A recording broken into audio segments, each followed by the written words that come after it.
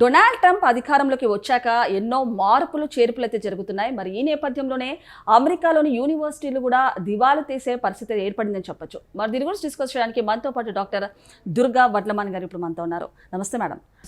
Madam, మరి Donald Trump అధికారంలోకి వచ్చిన తర్వాత ఎన్నో చేంజెస్ చూస్తున్నాం ఇవాళ. అలాంటిది ఇవాళ అమెరికాలోని యూనివర్సిటీలు కూడా దివాలా తీసే పరిస్థితి అయితే ఏర్పడిందని చెప్పొచ్చు. ఏ విధంగా చూడొచ్చు అంటారు?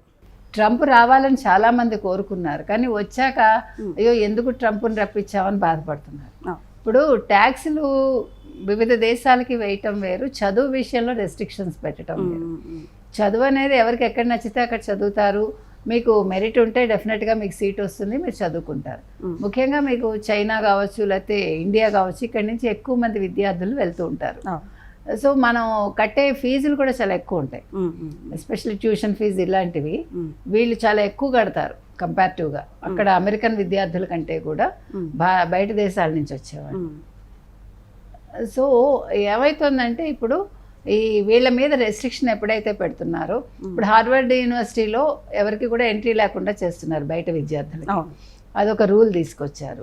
అదేవిధంగా ఆక్స్ఫర్డ్ యూనివర్సిటీ తీసుకుంటే మనకి అక్కడ ఇంచుమించు 27,000 మంది స్టూడెంట్స్ ఉంటారు.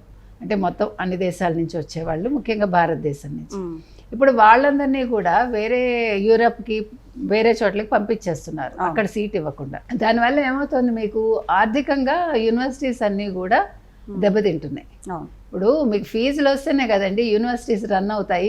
అక్కడ ఉండే వాళ్ళకి జీతాలు ఇస్తారు, శాలరీస్ ఇచ్చేది కూడా ఈ ఫీజులను బేస్ చేసుకునే.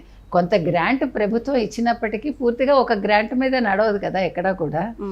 సో మీకు హార్వర్డ్ యూనివర్సిటీ యాక్చువల్గా ట్రంప్ పెట్టిన కండిషన్స్ చాలా వాటికి ఒప్పుకోలేదు. అందుకని ఆయన ఏం చేశాడు, $2.2 మిలియన్ అయినా గ్రాంట్ కట్ చేసేసాడు.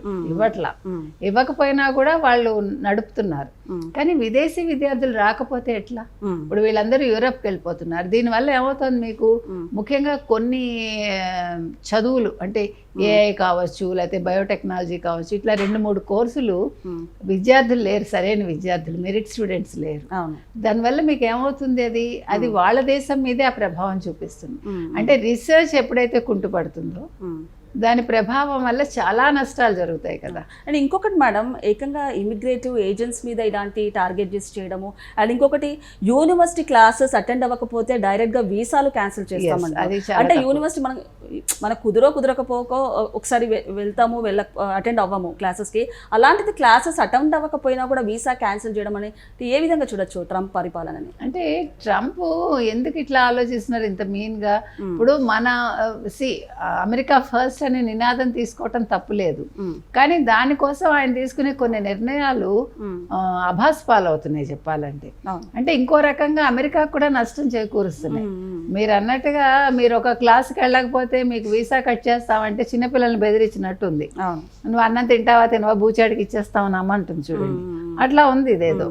అంటే కొన్ని ఆయన తగ్గట్టుగా, అంటే ఆయన స్టేచర్కి తగ్గట్టుగా లేవు. ఒక ప్రెసిడెంట్ స్థాయి వ్యక్తి ఈ రకంగా మాట్లాడటం అనేది బాగోట్లేదు. అందుకని ఇవాళ యూనివర్సిటీస్ నిజంగా సంక్షోభంలో ఉన్నాయండి. మీకు ఇంచుమించు మీకు హార్వర్డ్ వంటి యూనివర్సిటీలో చూసుకుంటే 2024-25 విద్యా సంవత్సరంలో 2% యాక్చువల్గా 2.2% విదేశీ విద్యార్థులు ఉన్నారు, ఇందాక మనం చెప్పుకున్నట్టుగా. సో మరి వీళ్ళందరూ ఏమవుతారు? ఇప్పుడు ఒక భారతదేశమే ఉందండి, భారతదేశంలో కొన్ని విధానాలు ఉంటాయి. ఆ విధానాలు ఉన్నాయని కొన్ని యూనివర్సిటీస్లో మీ ఎవరిని చేర్చుకోమంటే తప్పు కదా. ఇప్పుడు గుళ్ళే తీసుకోండి ఫర్ ఎగ్జాంపుల్, కొంతమందిని రానివ్వము అంటారు, అంటే కొన్ని కులాల వాళ్ళని. అది చాలా తప్పు కదా. ఇప్పుడు దేవుడు అనేవాడు అందరికీ సమానం, విద్యాలయాలు అనేవి అందరూ చదువుకోవటానికి. ఇప్పుడు అక్కడ కూడా రెస్ట్రిక్షన్ ఉండకూడదు. మీరు భారతీయులు కాబట్టి మీరు రావడానికి వీల్లేదు, లేదు మీరు చైనా వాళ్ళు కాబట్టి రావడానికి వీల్లేదు. మెరిట్ ఎక్కడుంటే, మెరిట్ స్టూడెంట్స్ ఎక్కడుంటే అక్కడ వాళ్ళు ఎక్కడికి ఉంటే అక్కడ చదువుకుంటారు. డబ్బు సప్పో చేసి చదువుకుంటారండి, అందరి దగ్గర డబ్బులు ఉండవు. కొంతమంది స్కాలర్షిప్స్ మీద చదువుకుంటారు. కాబట్టి మనకి ఇట్లాంటి రెస్ట్రిక్షన్స్ పెట్టడం వల్ల నష్టం అమెరికాకే ఎక్కువ శాతం.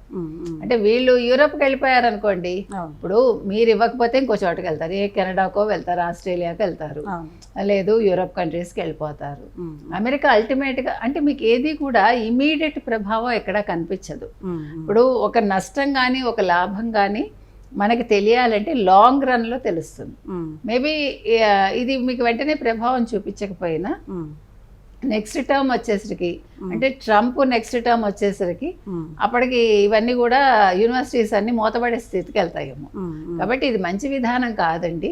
మనం చేయాల్సింది ఏంటంటే, ఒక ప్రెసిడెంట్ కావచ్చు లేకపోతే మరొకళ్ళు కావచ్చు, మన దేశం మనకి ముఖ్యం అనుకున్నట్టుగానే విదేశీయులు కూడా మనకి ముఖ్యమే. వాళ్ళకి మనం ఎటువంటి ఆంక్షలు పెట్టకూడదు. వాళ్ళు తప్పు చేస్తే శిక్షించమనండి. ఇప్పుడు వాళ్ళు దొంగ సర్టిఫికెట్లు పెట్టి వచ్చారనుకోండి, అప్పుడు మీరు వాళ్ళని శిక్షించండి, వాళ్ళని ఇంటికి పంపించేసేయండి.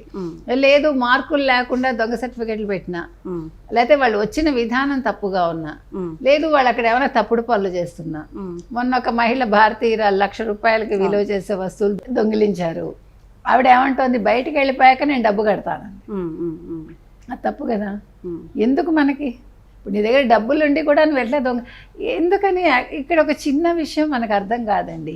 వాళ్ళు చదువుకున్న వాళ్ళు, ఇప్పుడు అమ్మాయి భారతదేశం నుంచి వెళ్ళారు, తనకి తెలిసి సీసీ కెమెరాలు ఉంటాయని, ఇట్లా తెలియకుండా అట్లా చేస్తారు.